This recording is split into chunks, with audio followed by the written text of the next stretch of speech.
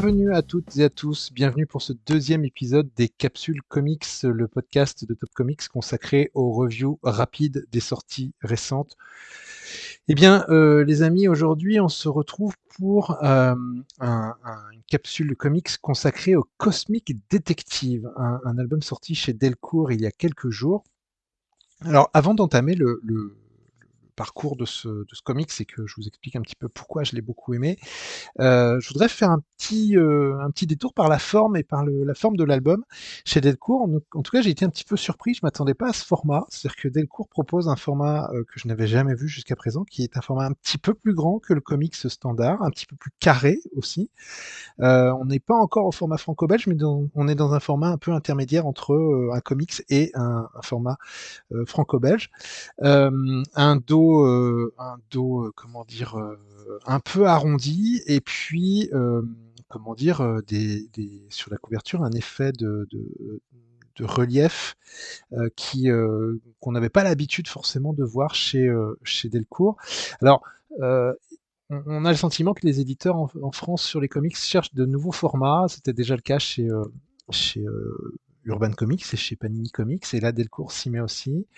Alors certains esprits chagrins voient ça comme une espèce de trahison du format comics. Moi, je le vois pas tout à fait de la même manière. C'est-à-dire que effectivement, les rayonnages dans les librairies pour les comics ont un peu tendance à se réduire ces derniers temps. Je sais pas si vous l'avez remarqué.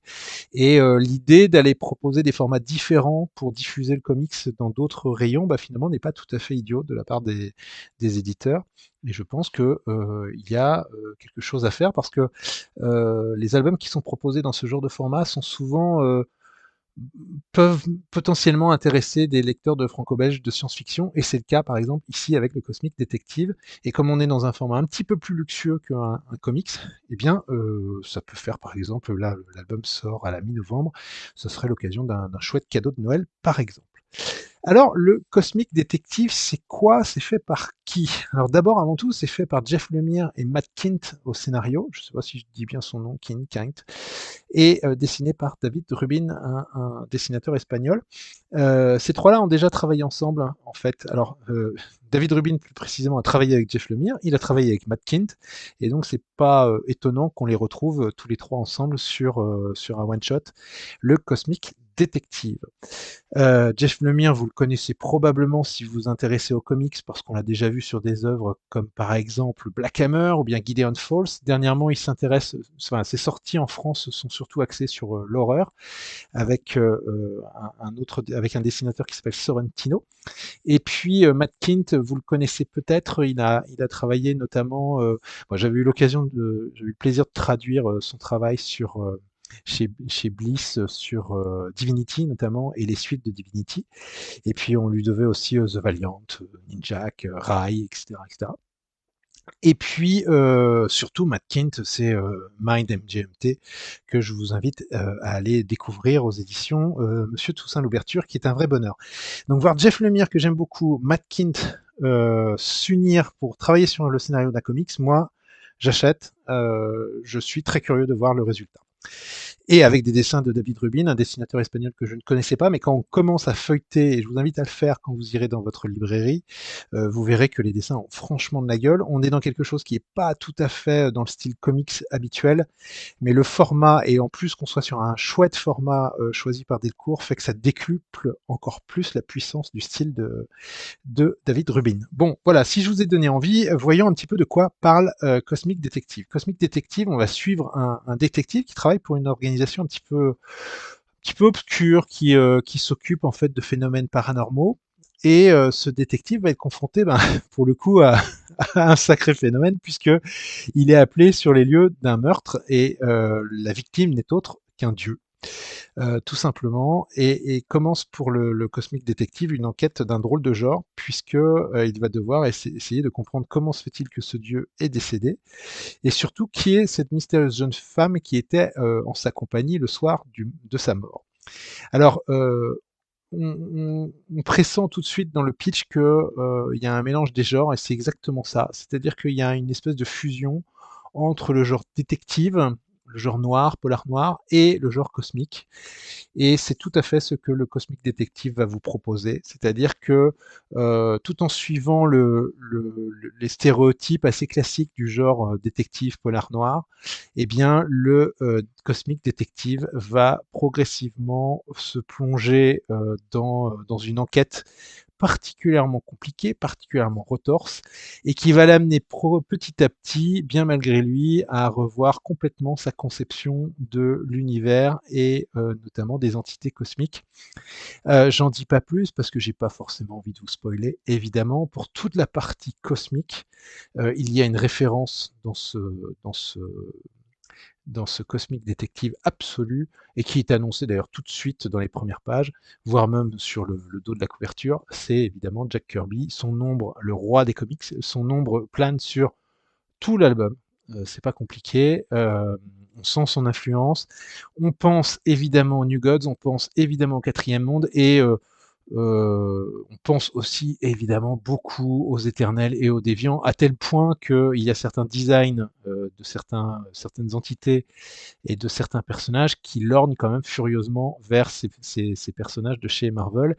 Et dans les quelques esquisses de fin qui nous permettent de voir un petit peu le travail de préparatoire de Rubin, les références sont évidentes et sont même citées. Hein. Enfin, c'est-à-dire que c'est évidemment les éternels. Il y a dans cet album, si je le réduisais, en fait, si je devais le réduire en quelques mots, je dirais en fait c'est Blade Runner qui rencontre les éternels. Parce que cette histoire se déroule dans un monde futuriste, dans un monde assez sombre. Enfin, on sent que les choses se sont pas forcément bien passées. Le héros est désabusé. Toutes les planches qui se déroulent en milieu urbain sont c'est un peu sale, c'est crade. Il y a des rats, il y a des détritus. Enfin, on n'est clairement pas dans une utopie. Et puis, il y a un petit côté un peu curieux qui me fait penser un peu de temps en temps à Cronenberg, avec des idées un peu folles, enfin un peu loufoques. Par exemple, le Cosmic Detective va rejoindre le laboratoire du légiste en passant par son coffre. En fait, son coffre de voiture s'ouvre et s'ouvre en fait sur un escalier biologique qui l'amène en fait dans un sous-sol. Alors, ça nous est jamais réellement expliqué comment fonctionne ce coffre, mais ça donne un sacré cachet en fait à certaines scènes. C'est pareil, à un moment donné, il utilise une cigarette, il fume une cigarette qui le téléporte comment dire, auprès de son organisation. Et donc ça donne un effet un petit peu particulier, ce qui fait que de temps en temps on est un peu perdu comme ça, mais ça amène des choses qui sont un petit peu intrigantes. L'auteur joue beaucoup avec les trames, avec les couleurs. Il y a un effet, vous savez, cette impression à points, ce qu'on appelle les dots en anglais, qui revient régulièrement. Il joue énormément avec ça. Il joue aussi énormément avec les onomatopées. Il y a pas mal d'utilisation de styles graphiques très différents et bien vus. Il y a des textures bien particulières. C'est assez chargé, mais particulièrement lisible. Il y a des doubles pages qui sont absolument magnifiques. C'est dommage, je suis sur un podcast, donc évidemment, ça sert à rien que j'essaye de vous montrer les doubles pages, mais vraiment, il y a des doubles pages qui sont fabuleuses et qui sont pleines de puissance. Je ne peux pas trop vous spoiler sur la deuxième partie de l'album parce que clairement, on rentre dans quelque chose de totalement cosmique, hein, voilà, et c'est là que les références j'allais dire Lovecraft, non pas à Lovecraft, à Kirby se font encore plus pressantes. Euh, j'ai beaucoup aimé cet album. Je craignais un petit peu que, de par Jeff Lemire et Matt Kindt, on soit sur quelque chose parfois un peu nébuleux, un peu opaque. Et en fait, pas vraiment. À part vraiment la toute fin qui peut laisser place à l'interprétation, le reste est quand même relativement clair et relativement facile à suivre. C'est un vrai bonheur. Ça colle, comme je l'ai dit, au code du genre noir, détective noir. Et en même temps, on a ce plaisir de cette puissance de voir en fait ce personnage finalement se colter à des dieux, quoi, à des entités divines. Et c'est vraiment une grosse réussite. Et la fin est, je trouve, particulièrement triste. D'ailleurs, alors, non pas que je suis pas en train de vous spoiler, hein, je suis pas en train de vous dire qu'il va mourir forcément, mais voilà, la fin est un vrai crève-cœur, quoi. C'est-à-dire qu'il est confronté à un choix, d'ailleurs, qui nous est presque posé à nous aussi, lecteurs. Et c'est ça aussi qui est intéressant, c'est-à-dire qu'on suit l'enquête en même temps que le détective, on n'est pas en avance sur lui. Euh, et on prend en fait les révélations en pleine face comme lui. Vraiment, j'ai pris une grosse claque. Je pensais pas autant apprécier cet album. C'est un chouette cadeau. Il y a pas mal de petites trouvailles graphiques et ça tient tout à fait ses promesses. Bref, le Cosmic Détective de Jeff Lemire, Matt Kind est dessiné par David Rubin chez Delcourt dans un très très beau format et dans un très bel album. C'est un récit complet. Je vous le conseille fortement. Voilà, et bien écoutez, comme d'habitude, lisez des comics et surtout partagez votre passion. À très bientôt.